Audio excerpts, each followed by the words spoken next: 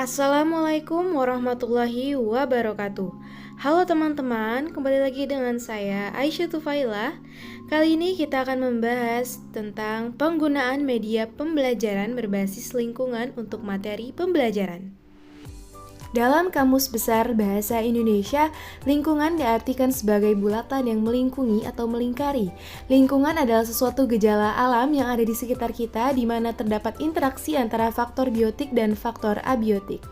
Belajar pada hakikatnya adalah suatu interaksi antara individu dan lingkungan.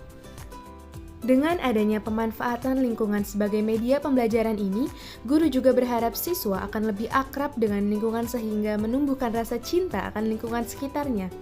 Semua lingkungan yang ada di sekitar kita bisa digunakan sebagai media pembelajaran. Dari semua lingkungan yang dapat digunakan dalam proses pendidikan dan pengajaran secara umum dapat dikategorikan menjadi 3 macam lingkungan belajar, yakni lingkungan sosial, lingkungan alam, dan lingkungan buatan. Yang pertama adalah lingkungan sosial. Dalam pelajaran ilmu bumi dan kependudukan, siswa diberi tugas untuk mempelajari aspek kependudukan di rukun tetangganya. Siswa diminta untuk mempelajari jumlah penduduknya, jumlah keluarga, komposisi penduduk menurut agama, umur, mata pencaharian, tingkat pendidikan, peserta KB, pertambahan penduduk dari tahun ke tahun, dan lain-lain. Yang selanjutnya adalah lingkungan alam. Dalam pelajaran IPA, siswa diminta mempelajari lingkungan alam di tempat tinggalnya. Siswa diminta mencatat dan mempelajari suhu udara, jenis tumbuhan, hewan, batu-batuan, kerusakan lingkungan, pencemaran, dan lain-lain. Baik secara individu maupun kelompok, para siswa akan melakukan kegiatan belajar seperti mengamati, bertanya kepada orang lain, dan membuktikan sendiri atau mencobanya. Dari kegiatan tersebut, siswa akan mendapatkan pelajaran yang tidak diperolehnya di sekolah sehari-hari. Yang terakhir adalah lingkungan buatan. Kalau lingkungan alam bersifat alami, sedangkan lingkungan buatan adalah lingkungan yang sengaja diciptakan atau dibangun manusia untuk tujuan-tujuan tertentu yang bermanfaat bagi kehidupan manusia.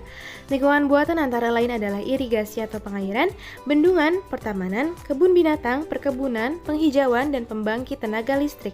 Siswa dapat mempelajari lingkungan buatan dari berbagai aspek seperti prosesnya, pemanfaatannya, fungsi, pemeliharaannya, daya dukungnya, serta aspek lain yang berkenaan dengan pembangunan dan kepentingan manusia serta masyarakat pada umumnya. Sekarang kita beralih kepada kelebihan media pembelajaran berbasis lingkungan. Yang pertama ada kegiatan belajar lebih menarik dan tidak membosankan dibandingkan duduk di kelas selama berjam-jam.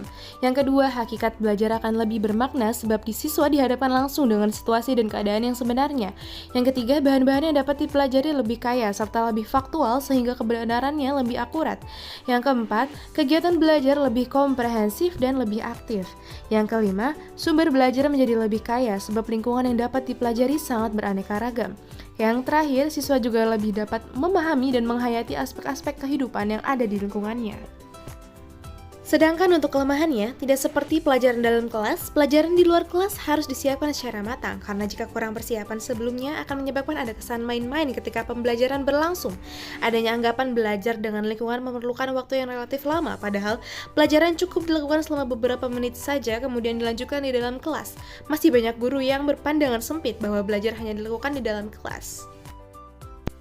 Sekian pembahasan terkait materi penggunaan media pembelajaran berbasis lingkungan untuk materi pembelajaran. Kurang lebihnya mohon maaf. Terima kasih.